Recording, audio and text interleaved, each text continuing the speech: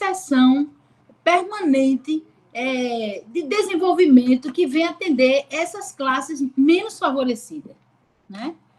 Então, o discurso populista, ele surge exatamente nesses grupos políticos que se alternam no poder e que prometem, né? Prometem sempre, em todos os sentidos, prometem uma série de medidas que irão melhorar o Brasil, mas que, no fundo, só vão atender aos interesses dessa elite. E o Brasil vai se constituindo dentro desse cenário, num cenário extremamente, vamos dizer assim,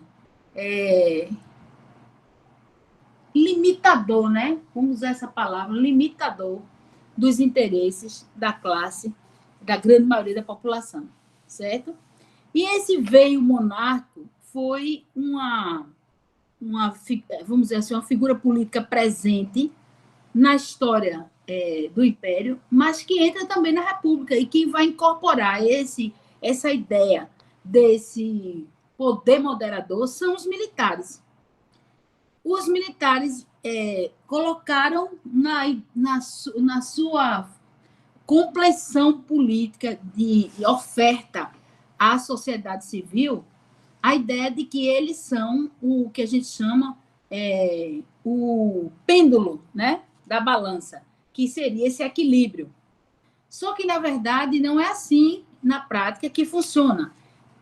Embora eles queiram passar que são o fiel da balança, no fundo, eles estão sempre associados às classes que são mais conservadoras e, consequentemente, às elites, tá? E ocorre um traço muito estranho, extraordinário das Forças Armadas aqui no Brasil, é porque ela se mistura à atividade política que normalmente não é de sua competência.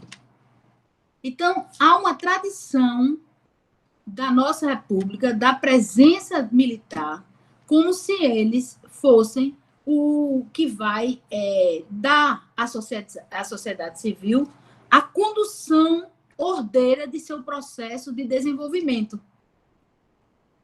E isso é um problema, porque, veja, eu não sei se vocês acompanharam recentemente, quando houve a invasão dos Estados Unidos no Capitólio, a presidente, inclusive daquele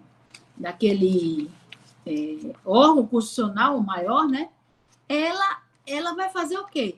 Ela vai requerer as Forças Armadas.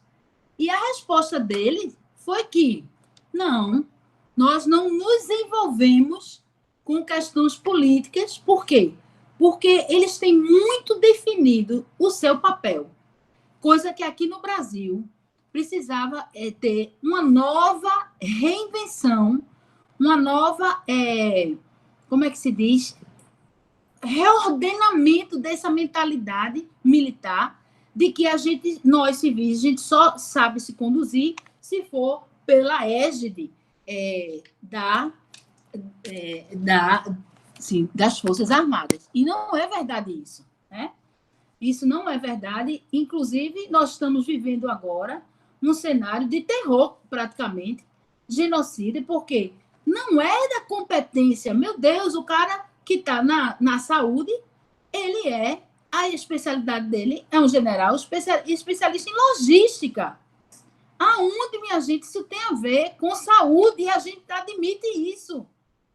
E a gente admite isso, que é absurdo, porque há também, veja, Foucault diz que para que o poder, eu sei que vocês podem não conhecer Foucault em profundidade, ou conhecer e até nem aceitá-lo como teórico, mas eu vejo que ele estuda essa relação de poder de forma impecável. Ele não, assim, como ele tem a formação marxista também, ele nos oferece uma possibilidade imensa de reflexões nesse campo. Então, veja, para que os militares atuem desse jeito, é necessário que tenha um aval da sociedade. há uma sociedade elitista, conservadora, como eu disse, patrimonialista, que quer esse aval, essa tutela, e impõe isso no imaginário social, tá? Impõe de uma forma que a gente naturaliza, como se realmente eles fossem colocar ordem no país. Ordem para quê? Ordem por quê? Será que nós, na sociedade civil, não sabemos nos autogerir? Será que não temos capacidade técnica, conhecimento, não temos estrutura? A própria democracia ela precisa passar por esses conflitos para amadurecer. Em quantos séculos na Europa toda ela vivenciou de guerras para se chegar ao nível que se está hoje? Então, veja, o tempo todo é como se a gente precisasse de um babá, de uma babá, de um paizão que fosse lá, gritasse, botasse ordem na casa e pronto. E a gente se acostuma com isso. Por isso que nessa atual situação que nós vivenciamos, meu Deus do céu, e em nenhum momento o cara ia ficar pro tempore, o cara ia ficar por enquanto se viu um nome. Ele permaneceu. E por conta disso, minha gente, é gravíssimo se a gente não abrir os olhos para o que a gente quer enquanto nação e a gente começar a exigir, como cidadãos, que as coisas aconteçam dentro do padrão do que é realmente lícito, a gente vai ser o tempo todo violado nos nossos direitos. E eu estou dizendo isso por quê? Porque, se você for ver na história do Brasil, as Forças Armadas, elas foram tão nocivas. Em 1897, ela dizimou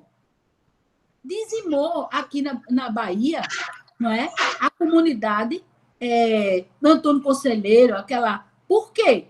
Porque até as crianças não foram poupadas, e isso não está na memória. Por que a gente não guarda isso na memória? Esse aspecto de violência. A Comissão da Verdade, recentemente, nesse governo, foi constituída para apurar, e eu tive a oportunidade, não só de acompanhar a Comissão Estadual da Verdade, Dom Helder Câmara, como eu fui a Brasília, ao Ministério da Justiça, e fui ser ouvida lá pela Comissão Nacional, por conta do meu trabalho, e eu fui arguída. E uma das coisas que eu coloquei, assim, um monte de pessoas naquela sala, uma das coisas que eu coloquei era essa imaturidade social. A imaturidade social de não ter consciência de seus direitos plenos, constitucionais e políticos para exigir, sabe, exigir a altura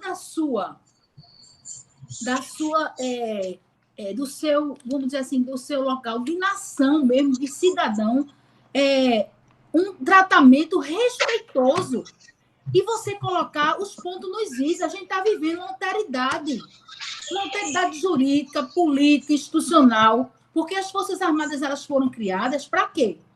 Para defender o território sobre o ar, mar e terra do inimigo externo.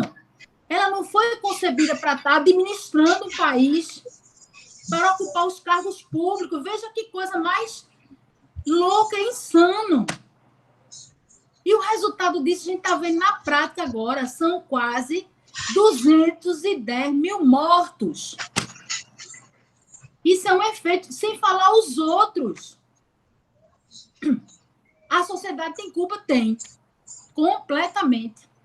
E aí você, eu voltando aqui para o texto, vamos dizer assim, de Pesavento, ela chama atenção que o tempo todo nossa democracia, ou que a ideia de república, ela está sendo conduzida por grupos políticos poderosos que impõem votos de cabresto, que decidem politicamente, que, na época, com o coronelismo, institui o compadrio, a coerção, que os militares sempre se postularam como autoridade acima de tudo, tá? e que, em defesa, uma mão forte para a defesa da ordem social e do progresso. Mas até onde vai o limite disso? Isso eu estou trabalhando em cima do texto, fazendo uma correlação com a atualidade. A ordem burguesa, o elemento de conservar e o progresso econômico era o objetivo a atingir. Agora, esse progresso econômico, uma sociedade ordenada, progressiva, seria atingida, tá, através do governo de uma elite de sábios, pensando em uma estrutura de poder centralizada e autoritária. Autoritária. Por que autoritária? É preciso autoridade, como era a mesma mentalidade dos senhores coronéis, dono de engenho. Era o chicote e a chibata. Essa é a autoridade. E se vocês lembram daquele trecho do filme, eu volto a trabalhar com ele, que é aquele Maranhão, como é o nome dele, meu Deus, toda vez eu esqueço. Ele diz que é na bala que resolve. Eu conduzo aqui, ninguém vai entrar aqui, não, que ele se referia às ligas camponesas. Eu resolvo aqui, ó, na bala. Constâncio Maranhão. Constâncio Maranhão é de uma elite de proprietários rurais que fizeram história e continua fazendo, porque tem parentes na política até o dia de hoje. Ele continua nas glebas, nos domínios, como senhores. Pode não ser o mesmo, porque já morreu, mas deixa seus herdeiros. E a história do Brasil é uma eterna perpetuação dessas elites no poder. Então, veja, quando eu tiro o que a gente vive hoje no Brasil, tá? É uma luta de classes, aos moldos do que Karl Marx colocava lá. Essa luta de classes, tá? Ela é o tempo todo maquiada.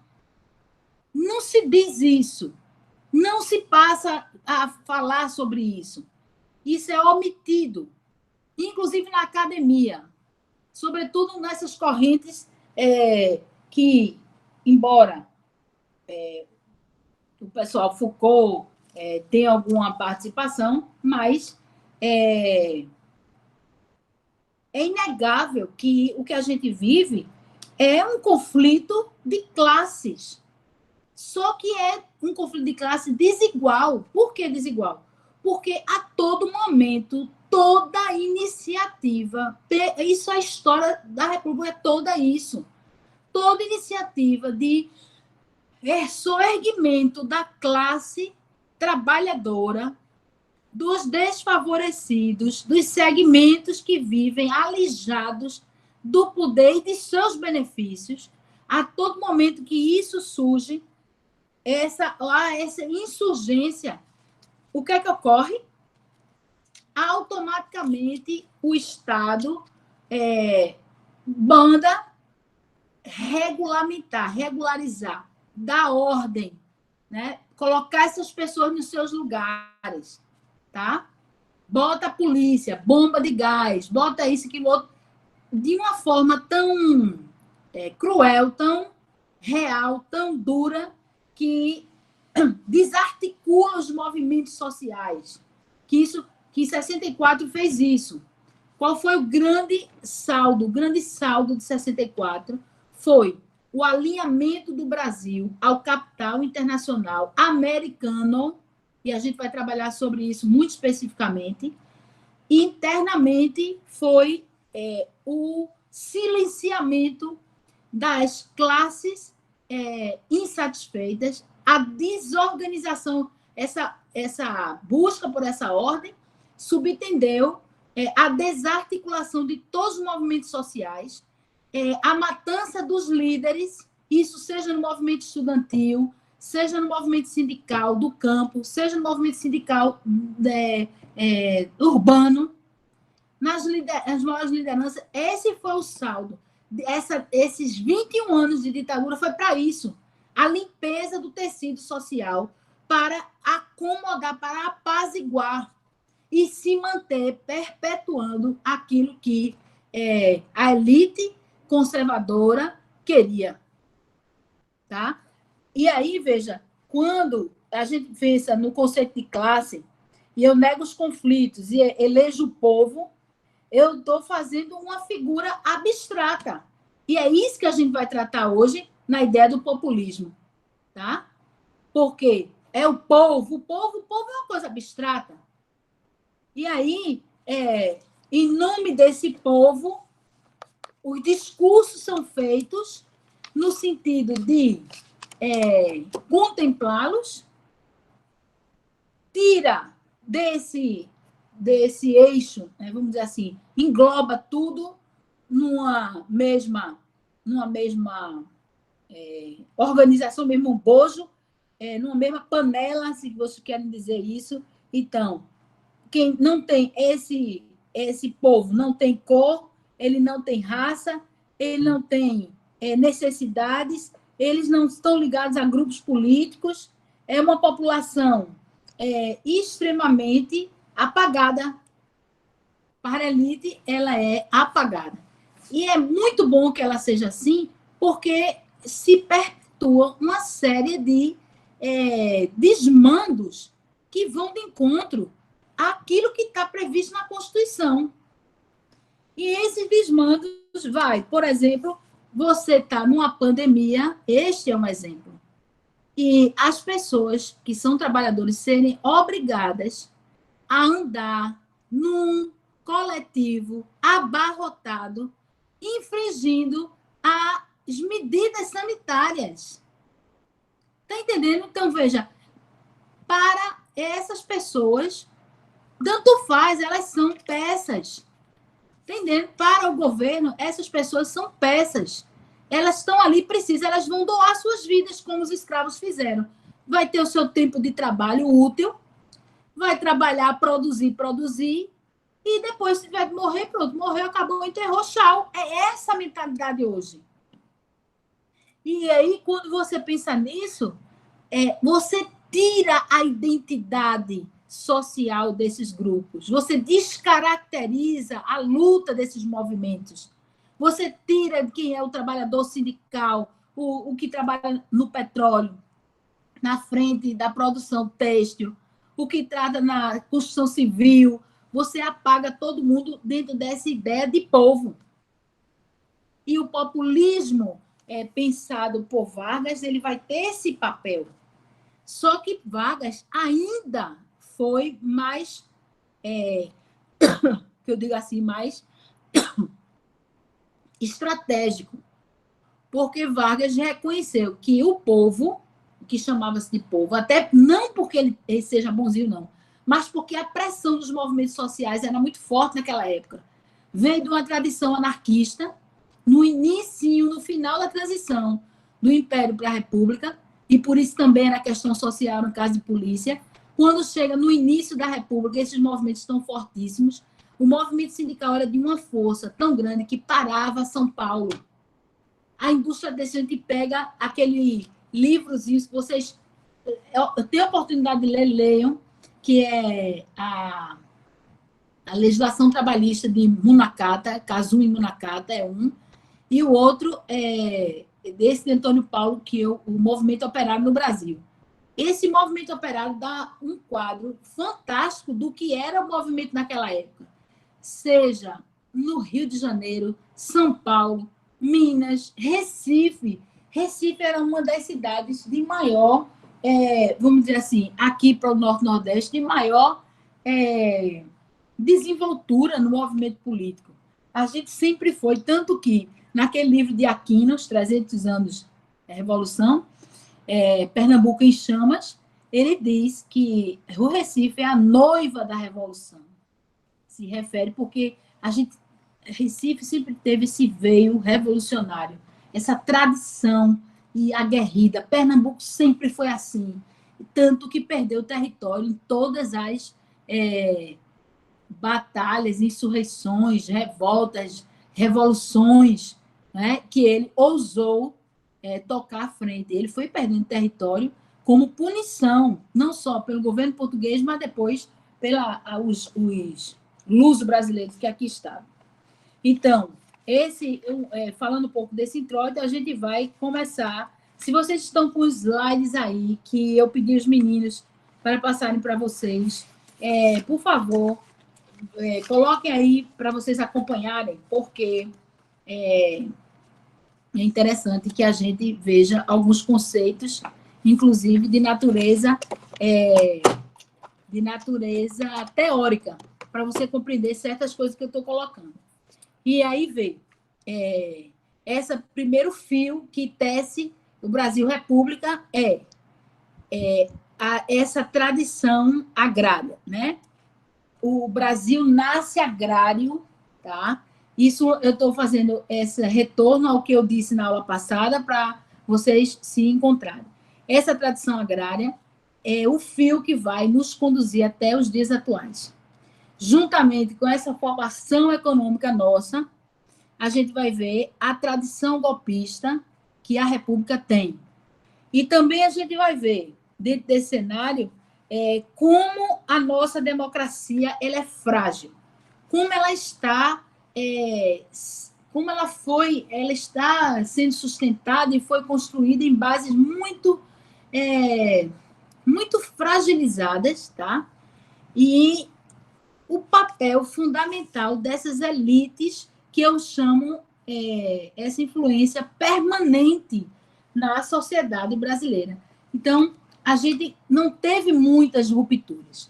Então, voltando aqui para os slides que vocês, não sei se é vocês que vocês têm, mas eu gostaria de inferir inicialmente,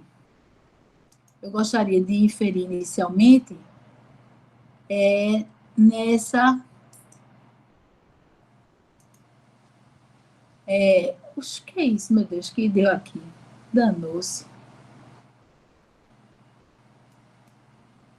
Então, ele diz aqui, ó, a memória, a história e o esquecimento, Paul Ricoeur, na página 148, página 207, ele diz isso. A história é do começo ao fim escrita. A esse respeito, os arquivos constituem a primeira escrita com a qual a história é confrontada, antes de consumar-se ela própria escrita do modo literário da escrituralidade. O que quer dizer? A escrita, veja, a história nasce e ela tem a sua... ela é uma narrativa, né? Ela é essencialmente escrita. Os arquivos, que é o repositório de nossa história, seja do período colonial, imperial, republicano, constitui essa primeira escrita, porque é o registro do fato institucionalmente tratado, tá? Antes dela ser consumar-se ela própria escrita do modo literário da escrituralidade. O que é que ele quer dizer? Antes de que alguém pegue essa fonte primária e transforme ela numa narrativa científica, embasada teoricamente e estruturada a partir de uma pesquisa histórica, certo? A explicação, compreensão, encontra-se assim enquadrada em duas escritas. Uma anterior, que é esse registro institucional do fato, do ocorrido, e uma outra escrita posterior, que é o nosso olhar de historiador sobre aquele fato, que é aquele acontecimento, tá? Mais adiante, na página 502 a 505, Paul Ricoeur, no mesmo livro, ele coloca: a fidelidade ao passado não é um dado, é um voto, mais um voto. O que seria esse voto? O voto é uma credencial que você dá àquilo que ocorreu, resgatando, tá? aquele acontecido e inserindo ele na base de análise da sua história atual. Esse ir e vir, considerando esse passado, não esquecendo esse passado, faz com que a sua análise do tempo, da história do tempo presente, ela seja o tempo todo ressignificada, como se não houvesse ruptura, como se não houvesse tempo, tá? Inclusive, sobre isso, eu chamaria um pouco a ideia daquele sociólogo aqui, Gilberto Freire, que, embora fosse conservador, mas ele percebeu uma coisa muito interessante naquilo que ele estudou fora, que ele foi Na época, ele foi um dos primeiros aqui, pernambucanos, a ter acesso a essa revolução teórica que estava ocorrendo na França e nos Estados Unidos também.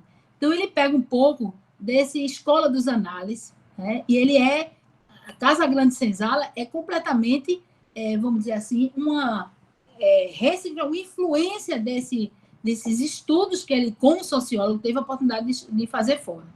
Então, dizendo isso, ele diz assim, que o tempo para o Brasil, ele estudando a sociedade dos trópicos, como ele chama, isso é um viés sociológico, tá? Então, ele diz que o tempo para ele, para entender essa sociedade dos trópicos, é um tempo tríbio. O que seria esse tempo tríbio? É um tempo síntese, onde passado, presente e futuro, tá? Eles se acomodam, se entrelaçam naquele tempo presente. E é um pouco disso que eu queria chamar a atenção a vocês. Por quê? Porque esse tempo tríbio está presente na nossa formação. A gente não consegue se desgarrar, tá? Da necessidade de uma tutela. Isso é um problema mental que a gente chama de uma herança colonial genética. Está implícita na nossa forma de pensar, a gente precisa romper com isso. Então, a nossa tradição cultural genética, do mesmo jeito que a gente tem uma genética que recebe dos pais, dos avós, a cor dos olhos, do cabelo, a performance, de alguma forma, o inclinamento para as artes, o inclinamento para a poesia, isso é uma herança genética para a música, que está na nossa matriz, na base da nossa árvore genealógica, tá? Familiar. E aí, veja, e quando você pensa em cultura, ela é esse amálgama. Ela é isso tudo. E aí, veja, ele diz, esse tempo tríbio é a síntese dos três tempos. Então, é como se a gente vivesse no tempo presente com as marcas e o pensamento, tá? Do Brasil colônia, do Brasil império e do Brasil república. Em alguns aspectos, vivemos. E por isso, ele diz que a gente precisa, para se entender o Brasil, é preciso entender esses tempos em que o Brasil viveu e que não superou em alguns aspectos. Então, veja, aquela tutela que os militares nos impõem, dizendo que nós, civis, não sabemos nos autogerir, precisa de que a gente chama de um acompanhamento, de realmente de uma tutela, de um norte, de uma instituição maior que seja capaz de dar essa condução. Isso aí é a substituição do senhor da Casa Grande. O senhor dava as ordens, o senhor dava como é que diz?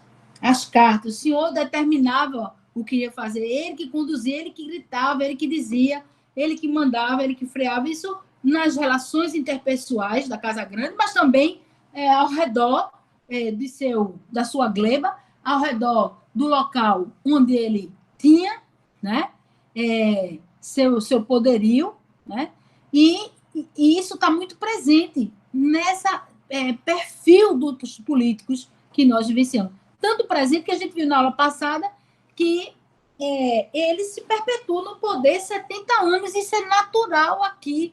Isso não acontece, minha gente, lá fora. Façam uma busca e olhem se isso não acontece. Isso é comum aqui. Como é que você passa 70 anos no poder, quase um século? E isso é normal.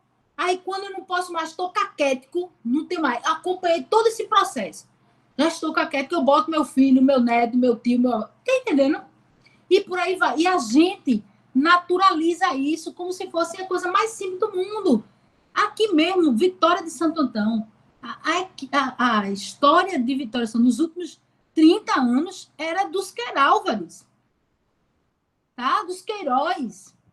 E eles estavam lá. E se você vai à prefeitura, você fica assustado. Você ficava assustado porque era assim, o tio, o irmão, o sobrinho. Eu vi, não foi ninguém que disse não. Eu estive lá, vai lá falar, a irmã do prefeito. Vai lá falar, é o sobrinho do prefeito. O secretário de coisa é o cunhado do prefeito. O secretário é o irmão do prefeito. Eu digo, o que é isso? Ferindo a Constituição. O Tribunal de Contas está aí para fiscalizar e nunca auditou. Está entendendo? Então, é quando a gente. É nesses aspectos, nesses exemplos, que a gente vê a naturalização de práticas que se perpetuam há séculos. E aí, em cima disso, que eu chamo de novo o teórico Paul Ricoeur, e ele diz: a fidelidade ao passado não é um dado, mas um voto. Como todos os votos, esse pode ser frustrado e até mesmo traído. A originalidade desse voto é que ele consiste numa ação, não numa ação, mas numa representação retomada numa sequência de atos de linguagem constitutivo da dimensão declarativa da memória. O que ele quer dizer com isso? Vê, é um voto. Qual a gente se associa? Faça uma análise e aí vocês vão ver. A gente se associa na nossa história de vida aos segmentos excluídos. A gente tem essa tradição de gritar por nossos valores. A gente tem a tradição de negá-los. Tá? Essa é uma questão. Por quê? Porque quando a gente nega as nossas origens, eu nego a minha história. E eu estou suscetível a abraçar qualquer história que nos tragam, que seja interessante, que me chame à vista, que me dê algum sentido e que me bote para cima. Porque, na realidade, ninguém gosta de sofrer. E a negação a este nosso passado de luta, de perdas, de subtração de direitos, né, faz com que a gente fique sem referência. E sem referência, eu sou qualquer um, eu me alio a qualquer coisa que me dê alguma vantagem. É melhor para mim. Então, observe que na população hoje, o voto é um meio de troca. Eu troco o meu voto por um botijão de gás, por uma dentadura, por um sapato, por uma feira. Meu voto não é nada, porque eu não tenho essa consciência. Porque eu quero negar. Nunca me deu nada mesmo. Onde é que eu votei? Mas isso é uma consciência que foi imposta para que a gente acredite que é assim mesmo. E naturalize, não, eu não tenho... É difícil, vai mudar não, nada muda. E aí, o ataque, trazendo para os dias atuais, aos segmentos organizados, seja indígena, seja quilombola, seja afrodescendente, seja LGBT, todos os segmentos que sempre foram, que a gente chama, excluídos mesmo da história. A grande maioria da população é negra, tá? A grande maioria da população é negra, parda, e as pessoas fecham os olhos a isso. As elites não fecham. As elites, quanto mais elas se colocam num patamar superior, melhor. Eles, inclusive, fazem questão de casar entre si. Agora, nesse período que eu fiquei 10 anos à frente dos arquivos da Justiça do Trabalho, a gente pode ver muito isso nos processos do campo. Então, por exemplo, as usinas da Mata Sul, eles têm uma tendência de casar filhos, sobrinhos, primos, irmãos, né? Com herdeiros, tá? Das usinas da Mata Norte. Aí, qual o reflexo disso na prática? O reflexo disso na prática é que eles praticam economicamente a mesma base de relações de trabalho. As mesmas práticas trabalhistas da Zona Sul da Mata Sul são copiados na Mata Norte, fazendo o quê? Um grande cartel. Então, quando esses sindicatos, coitados, estão sacrificados, estão atacados, eles vão à Justiça do Trabalho com um advogado, geralmente inicial, ou um advogado sem muita prática mesmo, assim, ou sem muita liturgia jurídica, no que eu digo, naquele, no que a gente chama de discurso, a narrativa, né, junto daquela erudição, né, do direito, do latim, etc. Sem esse rebuscamento, quando o advogado dos sindicatos chega na mesa de negociação, são engolidos. Por quê? Porque esses proprietários constituem os melhores advogados, que, inclusive, com o seu nome, com a sua experiência e a sua posse, seu poder, os escritórios, grandes escritórios aqui, eles fazem uma pressão nos juízes novos que estão ali e se sentem intimidados. Você pega uma peça processual da FETAP, então você vê nitidamente como está rebuscado o texto do advogado patronal do Sindicato dos Fornecedores de Açúcar.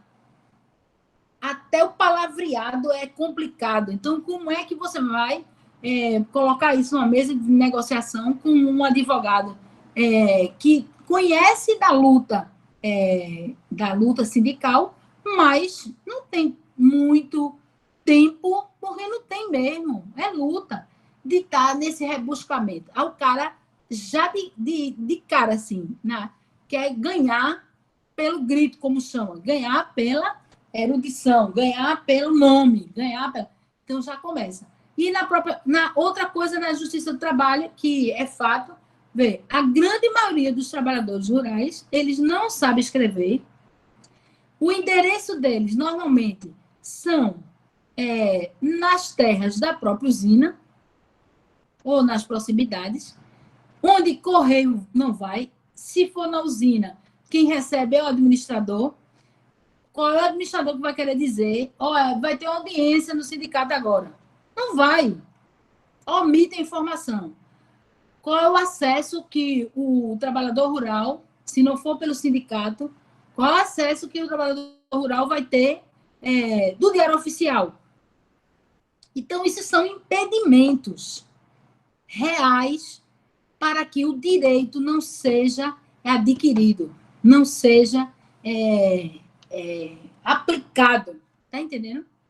E a gente vê se perpetuando práticas no campo que eram do século XVI, XVII, XVIII. A forma de medir a área do corte ainda é na vara. É a forma de pesar, a forma de marcar o quadrado. São práticas ainda do século XIX, XVIII, XIX. E nada os trabalhadores podem fazer, porque eles estão ali à mercê. Então, essas são minúcias que a gente vivencia ao ler os processos. E você vê como essas elites são espertas, como elas são maliciosas, como elas são sacanas e violam o tempo todo. E não é só agora, eu estou falando aqui em Pernambuco desses trabalhadores rurais. Mas não é só os trabalhadores rurais. Quando, no período militar, o que ocorreu? A matança, o desaparecimento dos líderes sindicais.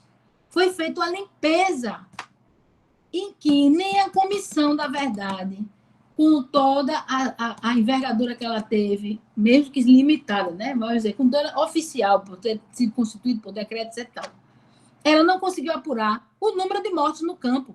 Foi infinitamente maior. Não foi só aqueles 466 que está ali, ou 460. Não foi. Porque não há registro. O pobre, muitos do campo, nem registro de nascimento tem. São pessoas que nem existem socialmente. Porque para existir socialmente, você precisa de um registro. E muitos não são registrados. Então, se eu não existo, eu sou apenas uma peça, como eram os escravos. Então, veja, gente, E isso passa de uma forma tão natural, que a gente nem questiona. E nós, como historiadores, temos que fazer, feito Foucault colocou num dos seus escritos, fazer a história a contrapelo. Eu digo assim porque tem um gato, peça, que hora dessa eu mostro a vocês. E ele é muito peludo. Então, quando eu vou pentear ele nessa posição, né? Aí ele não chia, não, ele até gosta. Fica uma cara assim, bem de amor, de prazer. Mas quando eu vou tirar os nós, que cria, que eu pentei a vez, o gato só falta me arranhar. Fica desesperado. Então, mexer com a história é trabalhar com ela a contrapelo. Esse é que é o difícil.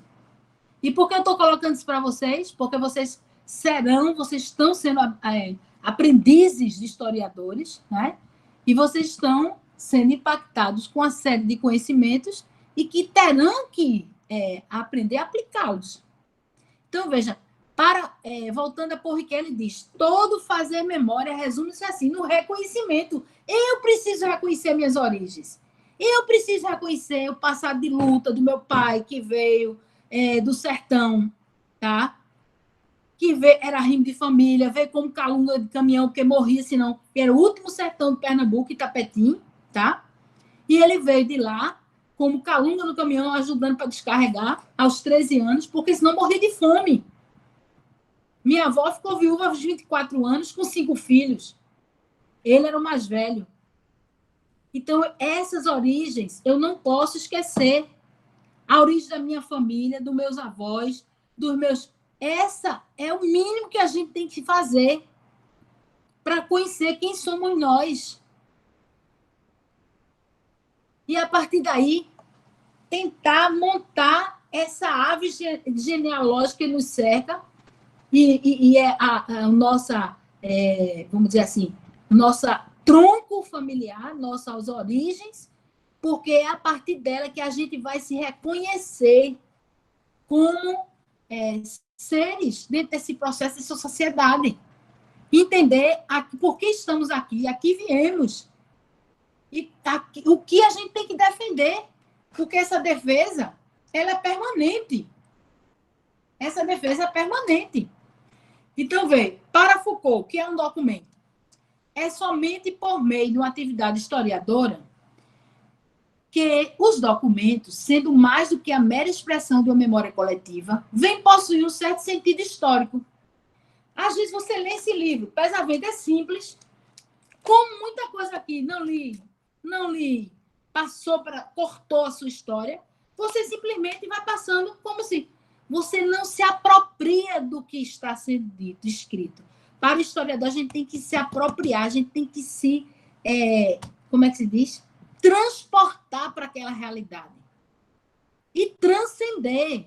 Aí, nesse processo de transporte e transcendimento, a gente realmente sai com análise crítica desses acontecimentos. Então, ele diz, sendo mais do que a mera expressão de memória coletiva, vem a possuir um certo sentido histórico. Este sentido não lhes é intrínseco, não está lá nos documentos, não. De graça. Mas é uma construção teórica. Da mesma maneira como a sociedade do passado construiu monumentos como documentos de sua própria memória, a historiografia, o que é a historiografia? É o discurso escrito que quer ser o verdadeiro. Mas o que é o discurso escrito na nossa sociedade? É o discurso oficial dos vencedores que apagaram a nossa história realmente as lutas sociais. O porquê dessas lutas? O que se estava brigando naquele momento? Não é? O grande divisor de água de 2016 para cá é exatamente o que se estava brigando. Não era o PT errou. Certo? Todo mundo vai errar, porque a estrutura política, enquanto não mudar, ela vai continuar gerando, produzindo essas anomalias. Faz parte do aprendizado democrático. Mas não é isso. O que estava em jogo ali é que interesses a mudança, a sacralização, o enterramento de um projeto político popular ia atender. é o segundo momento grande da nossa história em que o Brasil ele é levado a aceitar, conduzido a aceitar uma outra organização de sua, que era exógena, mas que vai lascar. Dentro de uma roupagem muito bonita, uma linguagem sedutora, porque o discurso é contra a corrupção, quem não aceita só pode ser louco, né? Eu não sou corrupto, você não é. A gente luta, a gente gosta. É contra a corrupção. Então vamos pegar por aí. É fácil. E aí você altera, muda o rumo da história. Eu tenho quase, pela experiência, eu tenho quase 99% de certeza que se tivéssemos dado não nas ruas, gritado, brigado pela democracia, não era por Dilma, não. É pelo que ela representava. E você tinha meios de, institucionalmente, constitucionalmente, você obrigar o Estado a se conduzir. A gente não tinha se perdido como estamos hoje. Nós estamos perdidos, o Brasil está à deriva. A realidade é essa. Por quê? Porque fomos levados. Ora, como é que o Brasil aceita? Eu sou o dono de uma bacia subterrânea de petróleo que hoje move o mundo e eu aceito doar. Eu doei esse petróleo ao capital internacional. Eu mudei a direção de uma Petrobras que tinha um monopólio, pelo menos da extração e da condução disso, e aí eu leiloo isso de graça. Não tem nação que faça isso. Isso é o capital financeiro, é como se você tivesse uma poupança e você desse ela de graça. Vou jogar tudinho.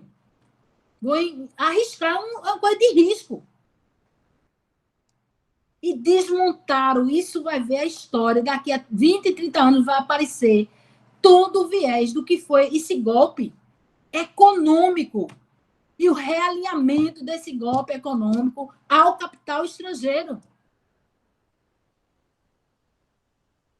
Se você for pensar em geopolítica, você vai ver que os Estados Unidos estão em condição péssima.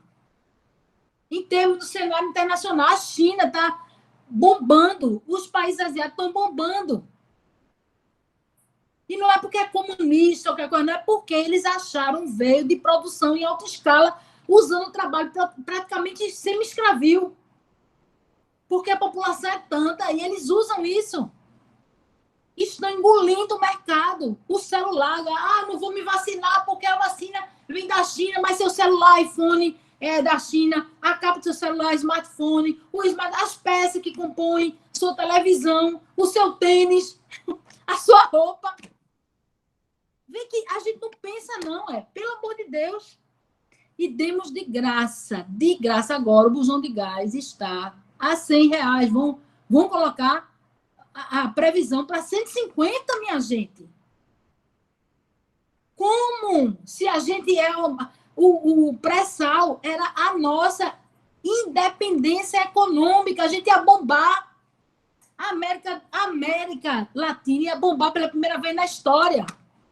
Mas não nos deixaram, o grande capital não deixou. Por que não deixou?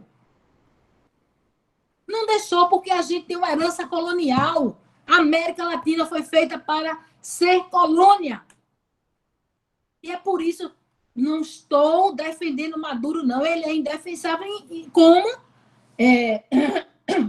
os aspectos ditatoriais. Mas os expedientes dele foram absolutamente necessários, porque ele estava brigando e defendendo pelo que ele tem, senão ia ser surrupiado. Agora mesmo os Estados Unidos surrupiou o que eles tinham investido lá, minha gente. Isso é roubo. Se vocês forem ver aquele livro Roubo, a Conquista do Ouro, você vai ver durante toda a história da humanidade quem ficou com quem surrupiou quem. E é muito fácil a América do Sul ser, de novo, transformada em colônia. Colônia, no sentido de só consumir as mercadorias e servir de forma dependente do capital externo. Se a gente se reunisse, coisa que foi impedida há séculos, se a América do Sul se unisse, tá? E fizesse um grande bloco, como era um pensamento de Lula antes, a gente teria condição de ter uma autonomia enorme em relação aos países de fora. Mas o que foi que os Estados Unidos fez? Requereu, ajudou a montar essa estrutura daqui e requereu aquilo que está assinado desde lá, na década de 40, no final da Segunda Guerra Mundial, assinado por Roosevelt e Vargas, que assinou, está aí no tratado, assinou um tratado de apoio internacional, tá? E de combate ao comunismo permanente. O Brasil vive sob a tutela dos Estados Unidos permanente. E não é à toa que em 64 eles botaram a esquadra, todo o litoral do Rio de Janeiro, a Operação Brother Sun. E aí a gente pergunta, por que essas coisas acontecem e a gente não pode fazer nada? Porque a gente foi levado a estar alheio. Nós somos um povo o tempo todo alheio à nossa história. Então, aqui está dizendo, é dever do poder público a gestão documental e a proteção especial de documentos de arquivo como instrumento de apoio à administração, à cultura, ao desenvolvimento científico e como elemento de prova e informação. Ótimo, elemento de prova e informação. Só que essa estrutura informacional não nos é permitida. A gente não tem o que a gente chama plena controle da informação do Brasil. Se você for na Biblioteca Internacional, a Biblioteca Nacional de Washington, você, com 30 anos, você tem acesso a todo o material que foi sigiloso, produzido pela CIA, pelo FBI, por qualquer coisa, instância de governo. 30 anos é o prazo. E qualquer cidadão tem acesso para estudo. Aqui não. E recentemente o outro...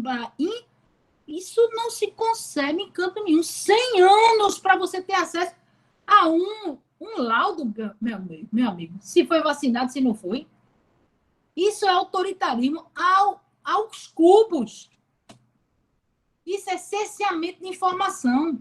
Aí você vem aqui, a Lei de Acesso à Informação, a 12.527, ela foi criada 26 anos depois do fim do regime militar, para que você tivesse acesso pleno ao conjunto documental que estava lá. Como?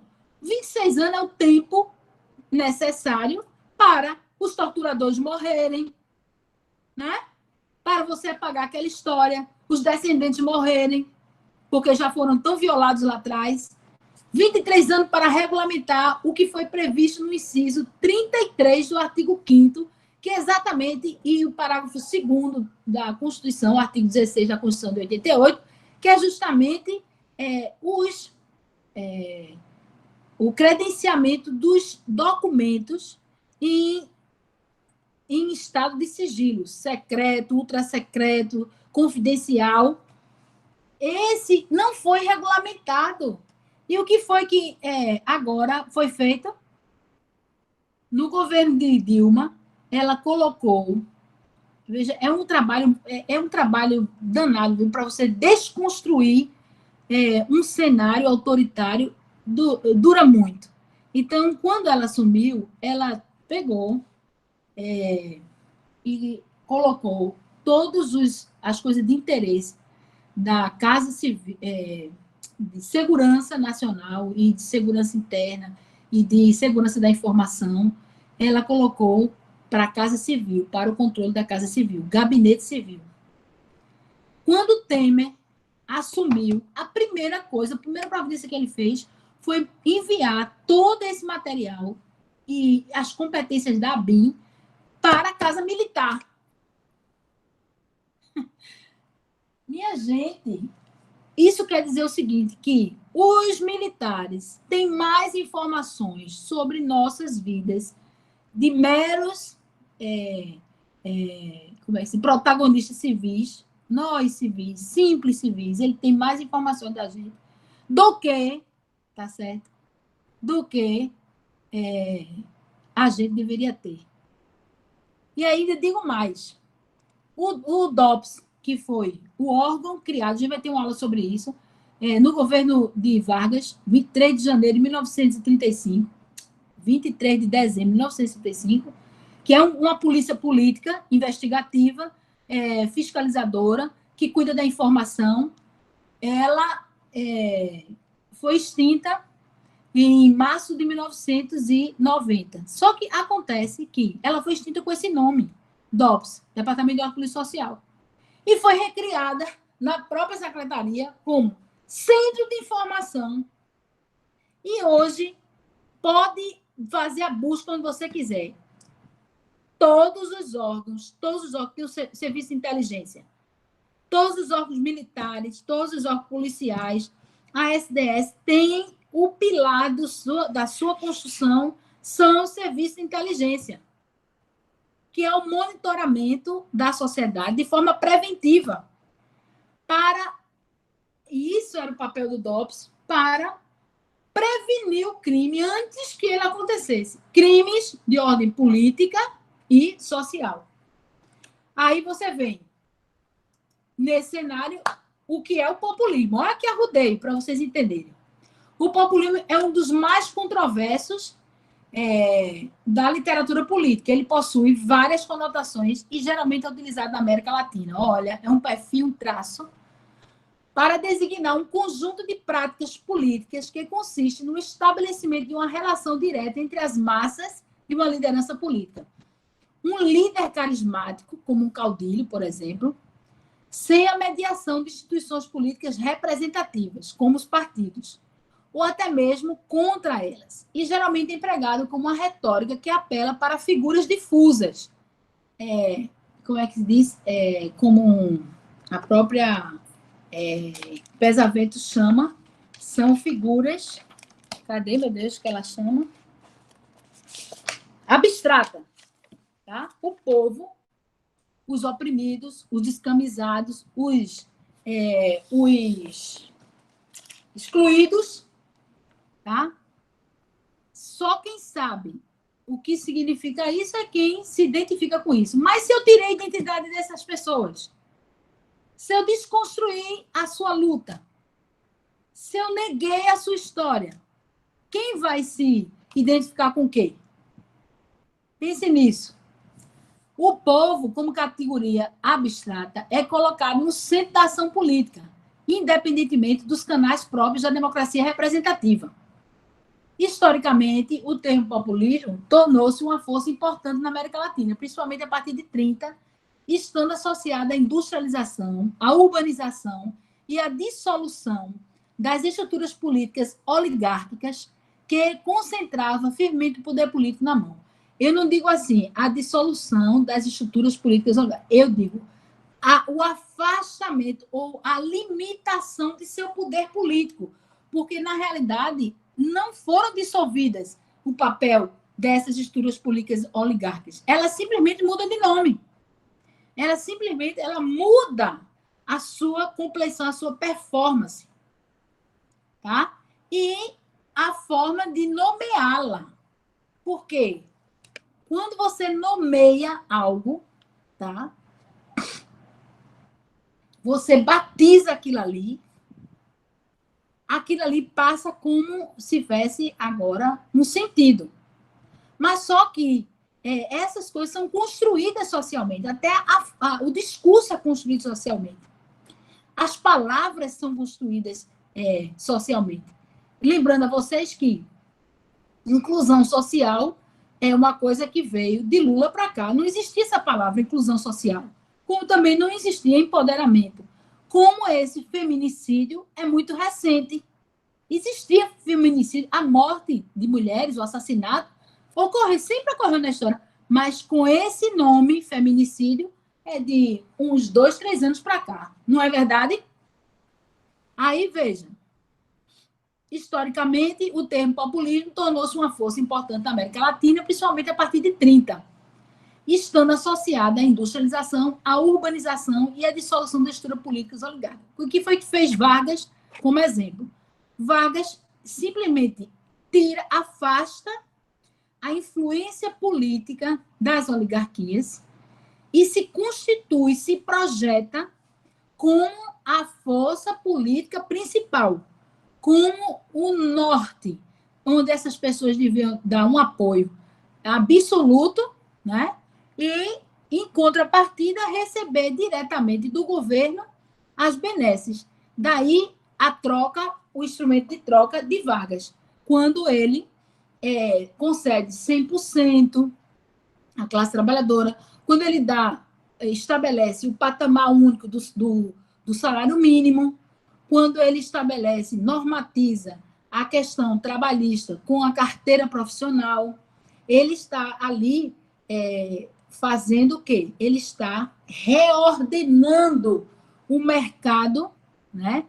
Ou as relações trabalhistas entre patrões e empregados, que ainda eram pautadas, olha, a gente está em pleno século XXI, com toda a tecnologia, com todo acesso à informação que a gente tem via computador, a gente encontra resquícios de trabalho escravo. Agora, recentemente, a história de uma moça, 38 anos, vivia enclausurada em Minas Gerais, numa família de professores. Já viu uma coisa dessa? É fato. Mas isso era tão natural, é a naturalização de uma tradição que vem com a gente acompanhando, escravocrata. Corta a nossa história enquanto a gente não tiver muito atento para isso e não aceita que dói menos, né? A gente não consegue se encontrar dentro desse cenário. Então, veja, no Brasil, é um exemplo, a América do Sul também, mas assim, o Brasil, com Vargas, ele queria se industrializar, ele queria prover o que, na época, estava mais que atrasado. É um processo de industrialização no Brasil, inserir o Brasil no cenário internacional com uma autonomia de sua produção industrial. Para isso, era necessário essa indústria de base. E para fazer essa indústria de base, ele precisava importar, né, maquinários, toda uma infraestrutura para montar a siderurgia nacional, as grandes indústrias, né, energética, carvoaria, enfim. E aí, para fazer isso, ele vai se alinhar a quem oferecesse melhores condições de importação. Nesse sentido, ele se aproxima da Alemanha. Os países totalitários, naquela época, eles estavam saindo da Primeira Guerra, tinham saído da Primeira Guerra Mundial, estavam no período entre guerras, e eles precisavam, mais do que nunca, eles precisavam de dinheiro para se erguer também.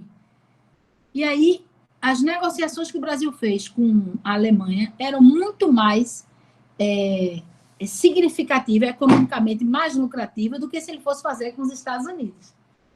E aí Vargas começa a fazer uns acordos de cooperação, de compra em grande escala aos alemães. É por isso que até 42, né, ele fica em cima do muro para romper com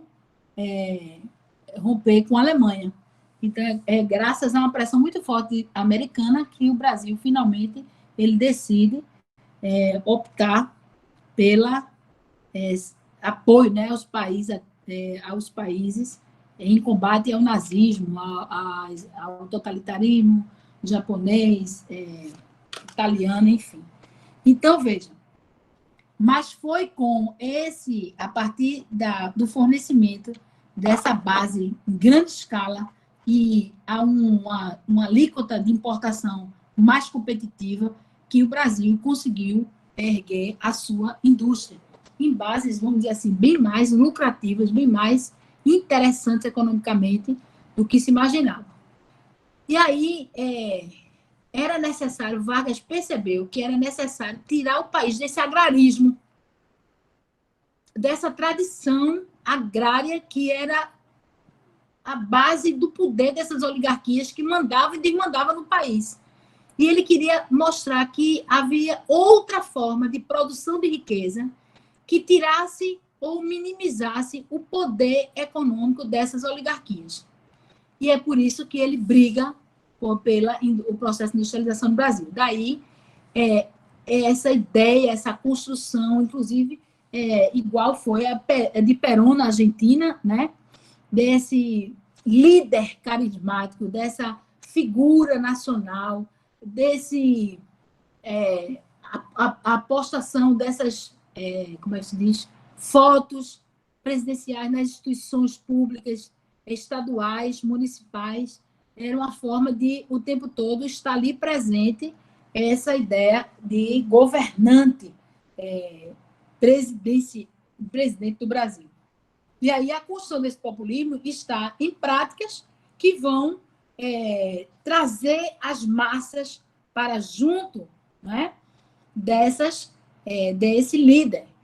E como fazer isso? Ele percebeu que aquele cenário do Brasil tumultuado era causado pelo forte papel dos sindicatos, das organizações sociais, das associações assistencialistas, que tinham uma força muito grande, porque, na ausência do Estado, essas tinham um papel preponderante junto à classe trabalhadora.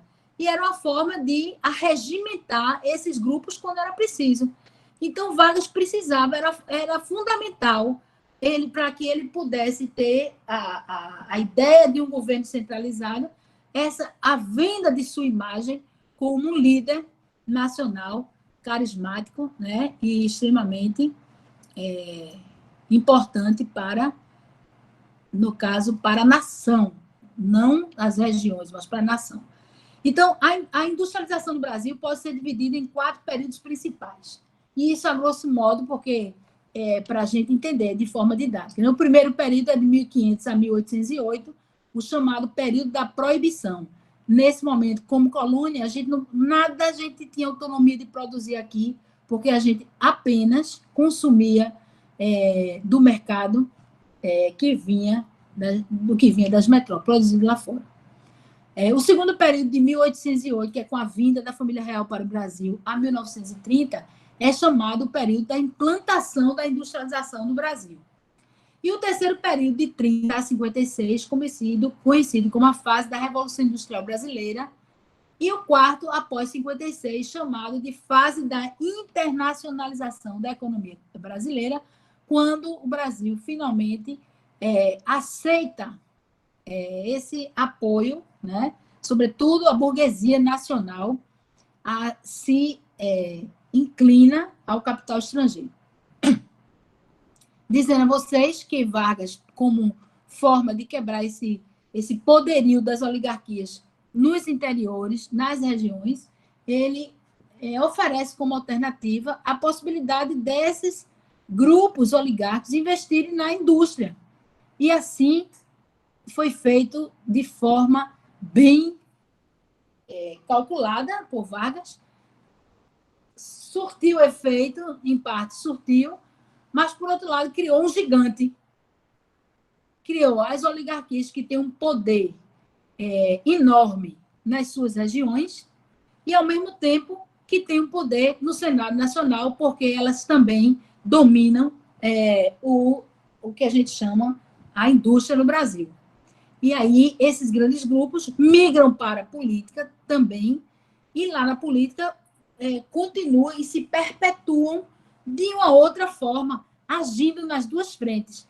Por isso que também, quando você vê essa nova redefinição da economia do Brasil, a partir desse governo Bolsonaro, já com o Temer, e agora no governo Bolsonaro, a consolidação com o Guedes, é exatamente nesse sentido. Vocês observem que, na propaganda, como eu já disse aqui, o agro é top, o agro é pobre, o agro é tudo, né?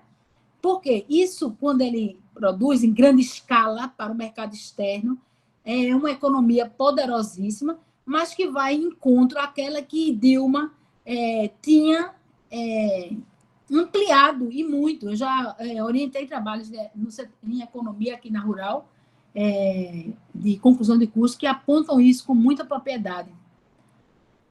A indústria, a economia que chama como é que diz? Familiar, a agricultura familiar. Essa agricultura pop, top, é tudo, ela veio de encontro à instituição de duas frentes diferenciadas de produção da agricultura. Uma agricultura familiar e a outra corporativa, como é a do MST e de outras organizações nos interiores aí fora. Por quê? Porque isso não interessa ao capital internacional. Isso vai empoderar internamente o mercado interno, a produção interna e os grupos mais humildes, vamos dizer assim, menos favorecidos. E o que foi que esse novo governo tá aí fez foi diminuir o apoio, sobretudo financeiro, em subsídios, recursos, etc., a esses grupos, perseguiu, inclusive, muitos líderes, como você sabe, muitos foram assassinados, líderes do MST, e, em contrapartida, empoderou essa produção em grande escala, que é do agronegócio. Esse é outro resultado desse alinhamento que não se deu apenas no quesito do petróleo. Ele tem outros segmentos que eu vou ilustrando ao longo da disciplina. Então, o terceiro período de 30 a 56, que a gente vai se adentrar a partir desse, né, onde houve a Revolução Industrial, foi marcado pela Revolução de 30, com Getúlio Vargas, que operou uma mudança decisiva no plano da política interna, afastando o poder do Estado, oligarquias tradicionais, que representavam os interesses agrocomerciais, mas, sobretudo, o poder político dessas oligarquias foi que Vargas combateu. Adotou também uma política industrializante e a substituição da mão de obra imigrante pela nacional. E essa mão de obra era formada basicamente no Rio de Janeiro e São Paulo em função do êxodo rural. Daí a indústria da seca. A indústria da seca aqui no Nordeste, ela foi possível porque precisava-se de mão de obra farta e barata para produzir em grande escala, servir de mão de obra para o Sul e Sudeste. São Paulo é tão nordestino, tá? Nortista e nordestino, mais do que qualquer outro estado. E ele deve a gente a produção e o status econômico que eles têm hoje. Porque a grande riqueza foi produzida pelo trabalhador, não é pela elite que se produz isso, não. É o trabalhador, o trabalho vem como é que se diz? Da força de trabalho braçal, do empenho, da saúde, da energia, da mão de obra. E essa mão de obra é essencialmente nordestina. Por isso que aquela música de Caetano, Sampa, ela é tão real, né? Porque ela retrata os retirantes nordestinos que serviram de base para a construção de São Paulo, que é um passado que eles querem negar. É interessante, né? E é por isso que eles, ao querer negar, eles ficam desprestigiando o nordestino, botando a gente lá embaixo, associando a gente ao que tem de pior da escória nacional. De forma, como se você, eu tiro o sumo, tiro o melhor e depois eu jogo o bagaço fora e ainda tiro onda, né? E aí vem, em função do êxito rural, da decadência cafeeira e movimentos migratórios de nordestino. Vargas investiu forte na criação da infraestrutura industrial, indústria de base e energia, destacando-se a criação do Conselho Nacional do Petróleo, em 38, Companhia Siderúrgica Nacional, em 41, Companhia Vale do Rio Doce, em 43, Companhia da São Francisco. Dessas três, primeira, a que ainda não foi violada, mas que está querendo ser, é a Hidrelétrica São Francisco. Foram fatores que contribuíram para o desenvolvimento industrial a partir de 30. O grande êxodo rural, devido à crise do café, com o aumento da população urbana, que foi construir o mercado consumidor de mão de obra, a revolução das importações na função da crise mundial, em função da crise mundial e da Segunda Guerra, que favoreceu o desenvolvimento industrial livre da concorrência estrangeira. Então, foi um momento muito feliz, no caso do Brasil, da industrialização, porque a gente supriu uma lacuna do mercado promovido pela Segunda Guerra Mundial. Tá? E aí a gente vê, no segundo governo Vargas, de 51 a 54, os projetos de desenvolvimento baseados no capitalismo do Estado, através de investimento público, do extinto Instituto Brasil, Brasileiro do Café, IBC, 1951, BNDES, entre outros, forneceram importante subsídio para Juscelino Kubitschek lançar seu plano de metas. E aí vem a história do Brasil também, com esses grandes modelos de modernização. São projetos de modernização extremamente, como é que se diz? Como é que diz? Avantajado, bem megalomaníaco, e que, de uma certa forma, traz um resultado. A gente vê a mudança real, mas em benefício de um sacrifício enorme, tá? Deixa eu abrir a porta aqui para o gato entrar. Rapidinho. O que você está fazendo?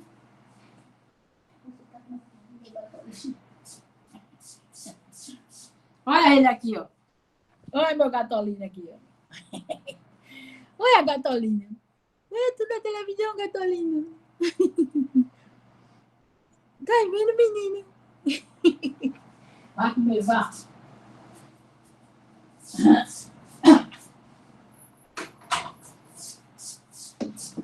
Esse é o urso. Urso preto. Viram? Deu para ver? Aí, veja. Nesse plano de metas de Vargas, o que é que ocorre? Um elevado custo da internacionalização da economia brasileira. Um endividamento enorme. Um endividamento enorme que o Brasil contraiu com a construção de Brasília e com outras estradas, e enfim. Ao final da Segunda Guerra, o Brasil dispunha de grandes reservas de moeda estrangeira, que era divisas, né, fruto de ter exportado mais do que importado, e houve um crescimento de 8,9%, de 46 até a 1978. Enquanto nas décadas anteriores houve predominância da indústria de bens de consumo, na década de 40 houve tipos de atividade industrial, começa a se desenvolver como setor de minerais, metalurgia, siderurgia, setores mais sofisticados tecnologicamente. Em 46, teve início a produção de aço da Companhia Siderúrgica Nacional. Volta Redonda, que abriu perspectiva para o desenvolvimento industrial do país, já que o aço constitui a base ou a matriz para vários ramos ou tipos de indústria.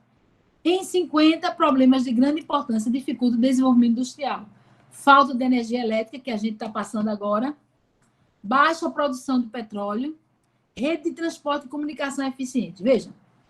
Veja que isso não tem lógica na cabeça de ninguém.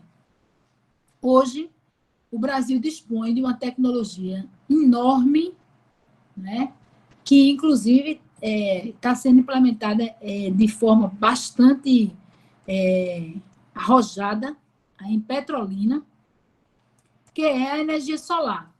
Você tem também Natal, Ceará, com energia eólica. A gente tem várias opções, porque somos muito beneficiados pela localização geográfica, né? Com os recursos naturais, água, ar e sol. Tá? A gente teria tudo para fazer algo realmente diferente. Se os militares que se dizem tão competentes para nos conduzir, se ele pegasse aquela massa de trabalhador que tem em suas respensas, já que não se luta, não se defende território, não está em guerra como o Iraque, o Irã, qualquer coisa dessa, por que não construir os parques, né, eólicos? Por que não investir e usar essa mão de obra para implementação das energias solares? Por que permitir o colapso que a gente vivenciou agora no Amapá? É absurdo, né? Também as pessoas não. E eu não sei se vocês estão observando, mas parece que a ideia do atual governo é lascar o Amazonas, né? É incêndio, é agora a pandemia, inclusive porque o ministro da Saúde sabia desde o dia 8 de janeiro que iria ter esse colapso de oxigênio e não promoveu nenhuma iniciativa no sentido de suprir a falta com antecedência. Isso é questão logística. O cara não é especialista em logística, pelo amor de Deus. Desculpe, minha gente, eu estar dizendo isso, mas é porque é tanta bestialidade que a gente vai engolindo que é difícil você não questionar. Então, veja, a gente era para estar em outra situação. Porque a energia nossa, a gente é contemplado com muita coisa que a natureza nos tem dado. E a energia, necessariamente, não viria só do que a gente chama do petróleo, não. A gente tem outros benefícios, né? E aí, a gente finaliza com esses 2 slides, que aí fecha essa ideia da industrialização, que é onde a gente vai entrar com a discussão da próxima semana, mais uma vez a questão da terra, no caso com as ligas camponesas, que levaram ao colapso, que puseram fim à tentativa de outro encaminhamento democrático para a nação. Então, para tentar sanar os problemas, o presidente Vargas inaugurou a Companhia Hidrelétrica de São Francisco, a usina hidrelétrica de Paulo Afonso e criou a Petrobras. No governo Juscelino, em 56 e 61, criou-se o Plano de Metas, que dedicou mais de 2/3 de seus recursos para estimular o setor de energia e transporte. Aumentou a produção de petróleo e a potência de energia elétrica instalada. Que susto, Luiz! Visando assegurar a instalação de indústria e desenvolver o setor rodoviário. Aí, nesse quesito, tem um questionamento. Visando assegurar a instalação de indústria, não foi só isso, não. Foi também quebrar o monopólio da rede ferroviária, que foi que a gente chama uma decisão política para diminuir o poder dos ferroviários, desse segmento social chamado os ferroviários. Tem um trabalho muito interessante, que se desse tempo, se vocês pudessem ler, era o papel da rede ferroviária no Brasil, como ela foi desconstruída, como ela foi fragmentada, como ela foi obliterada para, no caso, dar espaço para esse setor rodoviário, que era algo que iria, uma moeda de troca, que iria favorecer as indústrias internacionais que vieram para cá. Calçar, desmatar, criar essa malha rodoviária e limitar o Brasil. Isso estava dentro dessa parte do acordo, vem em todos os países europeus que se deu a Revolução Industrial. As maiores decisões, isso desde Napoleão na França, foi ampliar a malha rodoviária. Aqui se fez exatamente o contrário. Foi extinguir a malha rodoviária ou reduzir a insignificância e, em contrapartida, criar as rodovias, cujo capital é de muitos políticos, é capital internacional no início, favoreceu muito as indústrias de serviços, como a Pernambuco, a Tramways, aquela outra, a subsidiária também da Tramways, me esqueço o nome dela agora, que vieram para cá oferecer esse serviço. Está entendendo? E aí houve um grande crescimento da indústria de bens de produção, que cresceu 370% contra 63% de bens de consumo. Percebe-se por esses números que na década de 50 alterou-se a orientação da industrialização no Brasil. Contribuiu para isso a Instrução 113 da Superintendência da Moeda do Crédito, SUMOC, instituída em 55 no governo Café Filho. Essa instrução permitia a entrada de máquinas e equipamentos sem cobertura cambial, sem depósito de dólares para aquisição no Banco do Brasil. Então, abriu grande a porta para a entrada desses equipamentos aqui e que promoveu essa mudança nessa industrialização. E, por fim, eu colocaria para vocês que, dentro desse cenário de aspectos, né, da industrialização no Brasil, a gente tem o crescimento da indústria de bens de produção, que refletiu principalmente nos seguintes setores: siderúrgico, metalúrgico, automóveis, que inclusive agora está saindo, por questão, inclusive, reclamando o subsídio que não veio, a Ford, que ali é falta de gerência mesmo, tá? Não é outra coisa não, porque não é só subsídios que uma empresa se fixa, não. São outros elementos. E esses outros elementos é a segurança que aquele país traz nesses investimentos. E a empresa, a Ford, uma das coisas é que ela não está segura como outras. Isso pode acarretar a saída de outros capitais que, porventura, estejam aqui. Por quê? O nível de segurança do Brasil não permite que ninguém invista no escuro por bondade. A pessoa quer o retorno e a segurança desse seu investimento. Química e farmacêutico, construção naval, implantado no Rio de Janeiro em 58, com a criação do Grupo Executivo da Indústria de Construção Naval, o GECOM. O desenvolvimento industrial foi calcado, em grande parte, com o capital estrangeiro, atraído por incentivos cambiais, tarifários e fiscais, oferecidos pelo governo. A Ford foi receptora disso tudo, como outras que estão aqui. Nesse período, teve início a maior escala de internacionalização da economia brasileira através das multinacionais. E aí a gente vai ver aquele texto, que é o próximo que eu vou pedir para vocês lerem. É A Conquista do Estado, de René Armand Dreyfus. Aí, José e Edilton, eu vou pedir a vocês que disponibilizem para os meninos, que já está lá no grupo, tá certo? E aí veio... A década de 60 começou com a renúncia de Jânio Quadros, em 61, a posse do vice-presidente João Goulart, que foi uma posse extremamente pressionada, porque o setor dos militares e os conservadores não queriam que ele assumisse, tá? E aí, quase impedida por uma manobra política para definir o plebiscito sobre presidencialismo e parlamentarismo. O presidencialismo ganhou, o crescimento econômico industrial, provocando o declínio, né, desse crescimento industrial, e em 64 voltou o crescimento econômico e industrial brasileiro. Por quê? Porque em 64 os militares fizeram o favor de abrir a porteira agora, indiscriminadamente, para o capital internacional. Da mesma forma que eles fizeram agora, de forma não vantajosa para o Brasil, certo?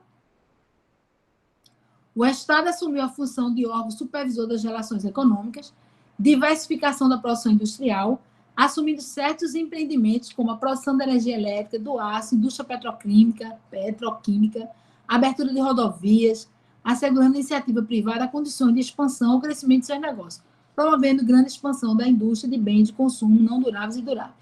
E entre 1960 e 80, em números significativos, aumentou a produção de aço, ferro, gusa, laminado, cimento e petróleo, progresso que escondia um grande endividamento. Aí, nesse cenário ainda da implantação das rodovias, eu quero colocar para vocês que muitos políticos conseguiram concessões para instalar empresas rodoviárias. Aqui, por exemplo, tem o dono da Borborema, que faleceu, mas que, o tal de... Meu Deus, esqueci o nome dele agora. Mas que o filho dele está na política. É um dos secretários de governo de Paulo Câmara. Cassundé, nomezinho assim. Então, isso é para vocês verem que esse imbricamento político, empresarial, está muito plausível na história do Brasil e ele determina, inclusive, os rumos que o Brasil toma nas suas decisões.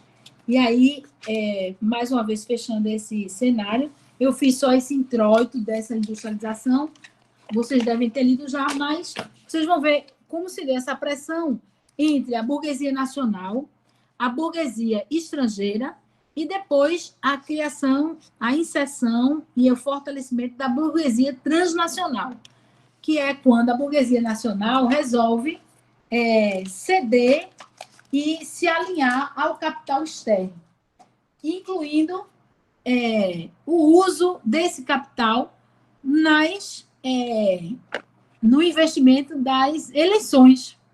Então, grandes políticos se elegeram desse investimento que recebeu em troca de votação, de projetos de interesse dessas multinacionais, né? Em troca de aprovação de leis que viessem facilitar esses monopólios, em troca de inúmeros benefícios. Então,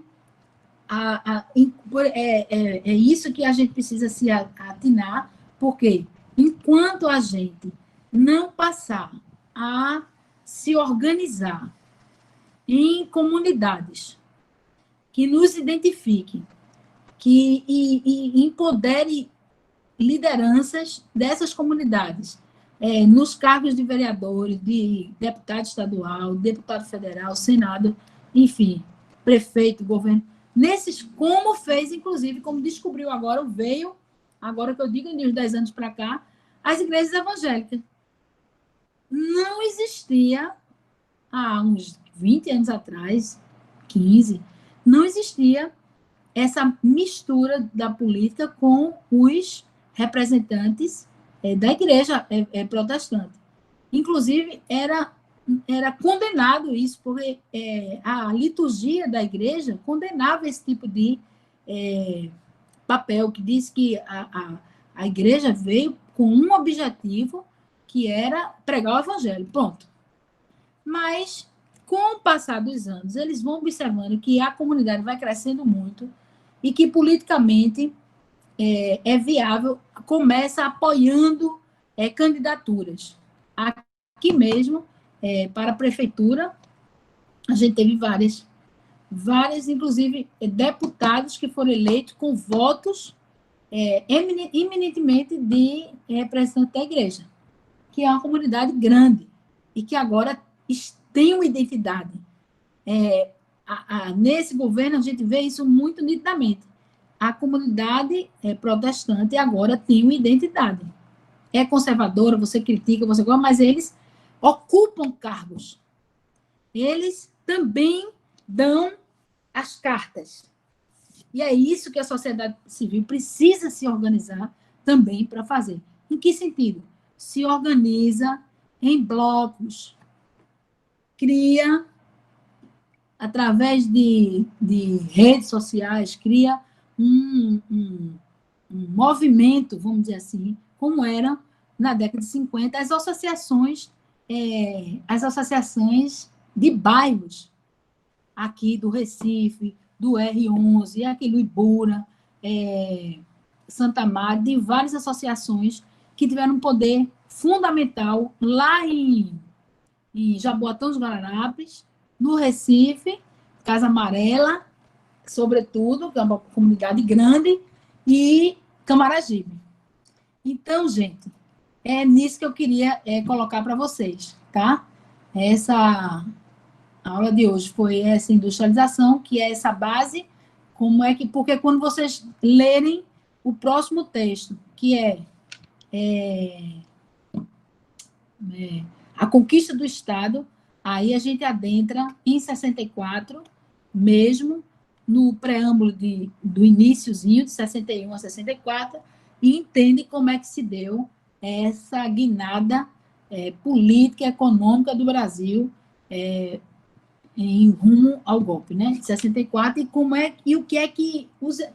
quais os efeitos desse golpe de 64 para a terra, para o campo, político, né, que a gente já sabe, mas economicamente, sobretudo. Eu estou trabalhando muito com esses três eixos, porque eles estão presentes na nossa sociedade atualmente. Tá? Gente, alguma pergunta, alguma questão? Até passei um pouco da hora, né? São 20h49. Vocês têm alguma pergunta, alguma dúvida? Se pronuncie, eu estou aqui na expectativa, e caso não, eu agradeço mais uma vez a atenção de vocês. Peço que leia esse texto. Vou pedir a José que já disponibilize, e a gente passa a trabalhar ele na próxima aula, certo? Alguma pergunta? Ô, professora, Oi? só para lembrar o pessoal que a gente ainda tem atividade lá no Pendente, né? isso, para o pessoal responder, né? Principalmente a atividade da semana 3, bastante Pois gente é. não respondeu ainda. E lembre-se que vocês têm um prazo, a gente trabalha com a nota da primeira VA, com o fichamento desses textos, com a participação das aulas, com as fichas de preenchimento do filme, do, como é que diz, dos textos, então é preciso que vocês realmente façam essas atividades em tempo para não acumular, porque senão vai chegar um momento que eu vou fazer a avaliação da primeira VA, que seria a primeira VA, e você estando incompleto vai ficar sem nota, porque cada um dessas atividades tem uma pontuação. Lembrando a vocês que a gente está no PLE, que é diferente, né, das aulas presenciais, certo? Por favor, quem tiver em atraso, deixe em dia suas atividades. Alguma coisa mais? José, alguma questão? Todos estão certos? Alguma pergunta? Nada? Então, até a próxima aula. Tchau.